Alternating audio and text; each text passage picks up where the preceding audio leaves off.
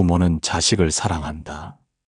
잘 되길 바라고 흔들리지 않길 바라며 자신보다 나은 삶을 살기를 빈다. 그 마음은 선하다.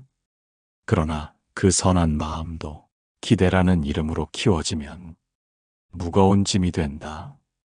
기대는 보이지 않는 줄이다. 당신은 잡고 있다고 믿겠지만 자식은 그 줄에 묶여 있다. 기대가 깊어질수록 자식은 숨이 막히고 부모는 실망으로 마음이 다친다. 심리학자 아들러는 가르친다. 자식은 부모의 소유가 아니며 대신 살아줄 수도 대신 행복해질 수도 없다고. 또한 러시아의 대문호 톨스토이는 말한다. 사랑이란 억지로 만드는 것이 아니라 자유롭게 지켜보는 것이라고. 이제 이 두 현인의 목소리를 따라 부모됨의 경계를 다시 그려야 한다. 사랑과 간섭, 기대와 신뢰 사이의 선을 다시 바라보아야 한다. 그 길 위에서 비로소 당신도 자식도 자유로워질 것이다. 첫 번째, 기대는 사랑을 가려버린다. 자식에게 바라는 것이 있는가? 그렇다면 먼저 묻겠다. 그 바람은 자식을 위한 것인가? 아니면 당신 자신을 위한 것인가? 사람은 자식을 통해 자신의 부족함을 보상받고 싶어 한다. 못다 이룬 꿈, 놓쳐버린 자리, 받지 못한 사랑의 흔적을 자식의 삶으로 채우려 든다. 그러나 사랑은 그런 것이 아니다. 진정한 사랑은 아무것도 바라지 않되 모든 것을 건네는 것이다. 기대는 사랑을 흐리게 하고 사랑은 기대를 넘어설 때 비로소 맑아진다. 자식은 당신의 거울이 아니다. 당신의 길을 이어갈 의무도 없다. 자식은 그저 당신으로부터 나왔지만 당신과는 다른 길을 가는 사람이다. 두 번째, 신뢰 없는 기대는 짐이 된다. 아들러는 말했다. 기대하기 전에 신뢰하라고. 기대는 자주 불안해서 오고 신뢰는 존중에서 자란다. 당신은 자식을 얼마나 믿는가? 그가 알아서 설 수 있으리란 믿음, 그 스스로 삶을 이끌 수 있으리란 확신. 그것이 없다면 당신의 기대는 칭찬이 아니라 압박이 되고 응원이 아니라 간섭이 된다. 신뢰란 가만히 지켜보는 힘이다.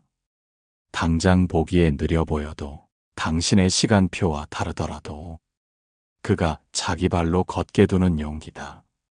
부모가 조급해질수록 자식은 자신을 의심하게 되고 결국 그 삶은 자신의 것이 아닌 부모의 기획서가 되고 만다. 세 번째, 간섭하지 말고 조력자로 머물라. 사랑하는 이에게 도움을 주고 싶은 마음은 당연하다. 그러나 도움은 상대가 원할 때 건네야 한다. 아들러는 가르친다. 부모는 지휘자가 아니라 동행자라고. 앞서 끌고 가려 하지 말고 옆에서 걸음을 맞춰야 한다. 간섭은 걱정을 위장한 통제다. 나는 내가 잘 되길 바랄 뿐이야.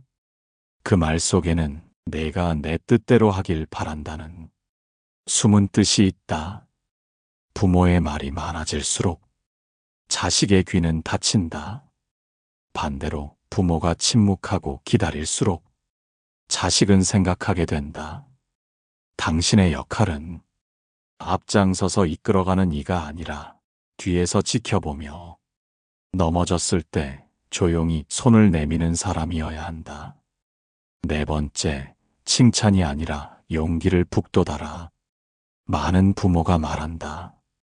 나는 칭찬도 많이 해줬다고. 그러나 아들러는 분명히 말한다. 칭찬은 아이를 위로하는 것이 아니라 판단하는 시선임을 깨달아야 한다고. 칭찬은 늘 평가를 전제로 한다. 잘했어는 결국 내가 정한 기준에 도달했구나라는 뜻이다. 이런 말이 쌓일수록 아이의 행동은 내면의 동기가 아니라 외부의 평가에 기대게 된다. 용기는 다르다. 용기를 북돋는 말은 그 결과가 아니라 노력의 과정을 비춘다. 잘했다가 아니라 스스로 해냈구나 라고 말해야 한다. 어느 아버지는 말했다. 나는 아이가 어릴 땐 대단하다고만 했지 한 번도 혼자 해냈구나 라는 말은 안 했어요. 그제야 그는 깨달았다고 한다. 자식이 어른이 되어도 늘 칭찬받아야 안심하는 사람이 되어 있었다는 것을 이제부터라도 바꾸어야 한다. 자식이 당신에게 인정받기 위해 살게 하지 말고 스스로의 삶에 의미를 느끼게 하라. 그때 비로소 그는 자신을 믿고 나아가는 힘을 갖게 된다. 5번째, 자식을 완성시키려 하지 마라. 톨스토이는 묻는다. 사람은 누구의 손에 의해 완성되는가? 그는 말한다. 삶은 살아가며 만들어지는 것이지 미리 만들어진 모형이 아니다라고. 부모는 자식에게 완벽을 원한다. 좋은 학교, 안정된 직장, 예의 바른 태도, 명확한 목표. 그러나 이 모든 것을 설계하는 순간 자식은 살아가는 사람이 아니라 만들어지는 대상이 되어버린다. 어느 어머니는 자주 말했다. 나는 네가 나보다 덜 힘들었으면 좋겠다.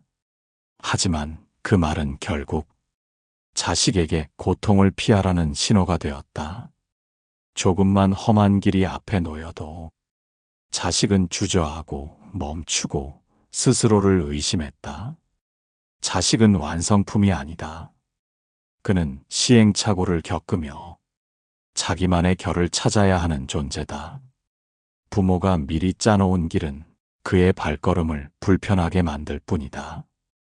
당신이 해야 할 일은 완성을 재촉하는 것이 아니라 그가 자기 삶을 만들어가도록 믿고 지켜보는 것이다. 6번째, 삶은 흘러야 한다. 억지로 방향을 틀지 마라. 톨스토이는 자연을 닮은 사람이었다. 그는 말한다. 삶은 강물처럼 흘러야 한다고. 흐름을 막으면 고이는 물은 썩기 마련이라고. 부모의 지나친 개입은 그 흐름을 가로막는 둑이 된다. 이 길로 가야 성공해. 저 선택은 위험해. 물론 그것은 걱정에서 비롯된 말이다. 그러나 걱정이 자리를 지배할 때 자식의 삶은 당신의 손안에서 정체된다. 한 부부는 딸의 진로를 두고 밤마다 다퉜다. 딸은 예술을 원했고 부모는 공무원을 원했다. 결국 딸은 부모 뜻대로 시험을 준비했지만 몇 년 후 어느 날 밤 딸은 편지 한 장을 남기고 집을 나갔다. 그 편지엔 이렇게 적혀 있었다. 내가 살고 싶은 삶이 부모님이 원하는 삶이 아니라 죄송합니다. 흐름을 믿지 못한 대가였다.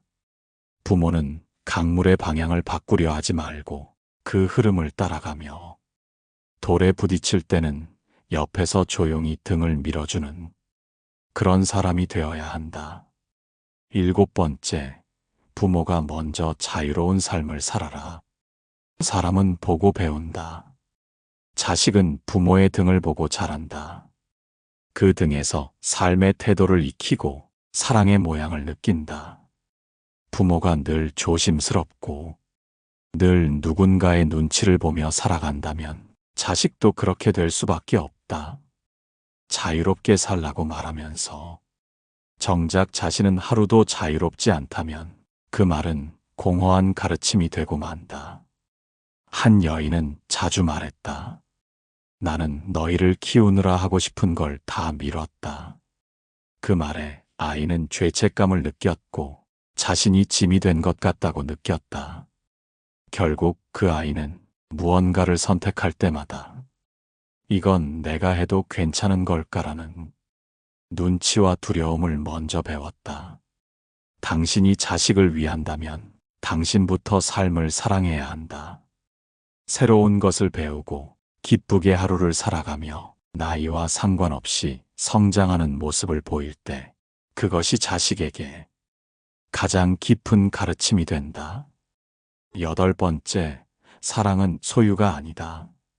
많은 이들이 사랑을 지키는 것이라 여기지만 진정한 사랑은 떠나도 괜찮다고 믿는 것에서 시작된다. 부모는 자식을 오래 품에 두었다. 먹이고 재우고 보살폈다. 그 시간만큼 애착도 깊다. 그러나 그 애착이 이제는 그만 떠나야 할 사람을 붙잡는 끈이 되어선 안 된다. 어떤 어머니는 아들이 결혼 후에 자주 연락을 하지 않자 서운해했다. 이젠 나 없어도 잘 사나 보지. 그 말은 농담처럼 들렸지만 속엔 혼자 남겨졌다는 외로움과 자식이 멀어지는 듯한 두려움이 깃들어 있었다. 그 마음은 이해해야 한다. 그러나 그 감정 때문에 자식의 삶에 끊임없이 신호를 보내고 의무감을 느끼게 만들면 사랑은 어느새 무거운 짐이 된다. 사랑은 자유다. 자식이 자신의 뜻대로 살 수 있도록 응원하고 물러나는 것이 부모의 마지막 역할이다. 떠날 수 있게 하는 사랑, 그것이 가장 깊은 사랑이다. 9번째, 부모의 불안은 자식에게로 흘러간다. 당신의 마음이 고요하지 않으면 자식도 흔들린다. 불안은 말보다 빠르게 전달되고 의심은 눈빛으로 전해진다. 어떤 이는 늘 말했다. 괜찮다고는 했지만 사실 나는 그 선택이 늘 걱정이었다. 그래서 자식에게 수없이 확인했고 자식은 그때마다 더 위축되었다고 한다. 말은 허락했으나 마음은 허락하지 않았던 것이다. 부모는 말을 줄여야 한다. 불안할수록 말을 아끼고 조바심이 날수록 침묵으로 지켜보라. 그 침묵은 무관심이 아니라 존중이며 신뢰의 징표다. 자식은 부모의 불안을 짊어지고 자신의 선택을 후회하게 된다. 그러므로 부모된 자는 먼저 스스로의 마음을 다스려야 한다. 흔들림 없는 사랑은 말이 아니라 마음의 평온으로 전해진다. 10번째, 거리를 두는 용기에서 진짜 관계가 시작된다. 가까운 사이일수록 지켜야 할 거리가 있다. 사랑은 침범이 아니라 존중 위에서 자라난다. 부모는 자식의 마음을 알고 싶어 한다. 무슨 생각을 하는지, 요즘은 무엇이 고민인지 물어도 대답이 없으면 서운해진다. 그러나 자식이 말이 없는 이유는 모르는 게 아니라 굳이 말하지 않아도 되는 관계를 원하고 있기 때문이다. 어느 집에서 이런 일이 있었다. 아들이 회사를 옮긴 뒤에도 자세한 이야기를 하지 않았다. 부모는 궁금했지만 더 이상 묻지 않았다. 대신 평소처럼 밥을 차려주고 언제나처럼 인사를 나누었다. 몇 달 뒤 아들이 먼저 말했다. 그때 아무 말 안 해줘서 고마웠어. 나도 말할 준비가 필요했거든. 그 짧은 고백 속에는 기다려줘서 고맙다는 말보다 큰 신뢰가 담겨 있었다. 진짜 관계는 붙잡음이 아니라 여백에서 자란다. 거리를 둔다고 멀어지는 것이 아니다. 오히려 그 거리 안에서 서로가 다시 바라보게 된다. 당신은 부모인가? 그렇다면 그 사실 하나만으로도 이미 많은 것을 해냈다. 그러나 기억하라. 자식은 당신의 연장이 아니며 당신을 위해 존재하는 사람도 아니다. 그는 하나의 온전한 인격이며 당신과는 전혀 다른 삶의 방향을 가진 사람이다. 기대를 거두라는 말이 아니다. 기대 너머에 있는 신뢰를 배우라는 뜻이다. 조용히 지켜보는 일, 묻지 않아도 마음을 읽는 일, 떠나보내도 안심할 수 있는 일. 그 모든 것이 사랑의 다른 이름이다. 아들 너는, 자녀는 부모로부터 독립해야 하며 부모는 자녀로부터 자유로워야 한다고 말한다. 톨스토이는 부모가 삶을 사랑해야 자식도 삶을 사랑한다고 일러준다. 그들의 말처럼 당신의 인생이 완전해야 자식의 삶도 건강하게 뿌리 내릴 수 있다. 기대보다 함께 웃고 기다려주고 끝까지 지켜주는 사랑을 선택하라. 사람은 사랑받을 때보다 믿음받을 때 자라난다. 그 믿음을 줄 수 있다면 당신은 이미 가장 훌륭한 부모다. 시청해 주셔서 감사합니다.